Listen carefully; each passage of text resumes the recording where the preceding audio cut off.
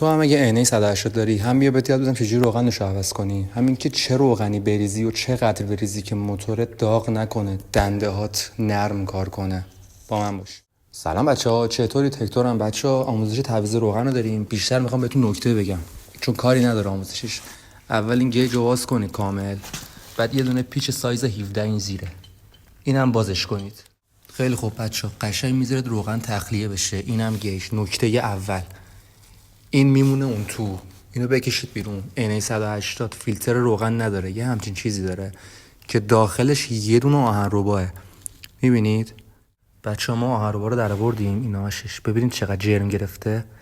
خیلی ها میگن هکتور ما روغنو که عوض میکنیم فردا پسارش سیاه میشه. چند تا دلیل داره، یه دلیل مهمش همین اینه، خود این روغنتون رو سیاه میکنن. این نکته اول خیلی مهمه. با بنزین بشورید این آهنربا رو. رفت. نکته اول با بنزین شستیم. نکته دوم بچه‌ها ببینید موتور من مشکلی نداره چون روغن فقط سیاه شده.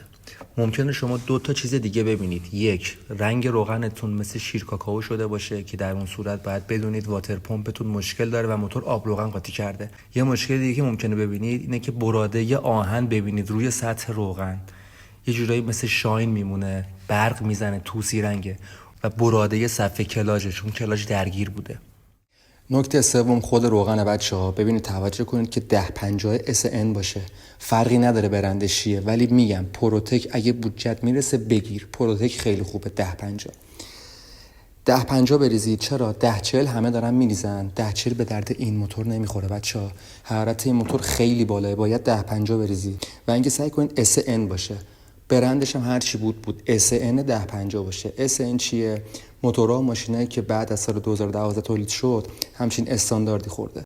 خیلی خوب بچه‌ها، وقتی روغن رو تخلیه کردید اینو که تمیز کردید میذارید داخل این فنر و همین شکل این زیر میبندینش. زیادم سفتش نکنید پیچش ببره. این پایینو که سفت کردید دیگه میاد روغن رو میریزید دیگه. فقط یه چیزی بچه‌ها، این برند وینتونه ولی اصلیه. ببینید وقتی اینو ما میکنیم زیرش لیبل داره.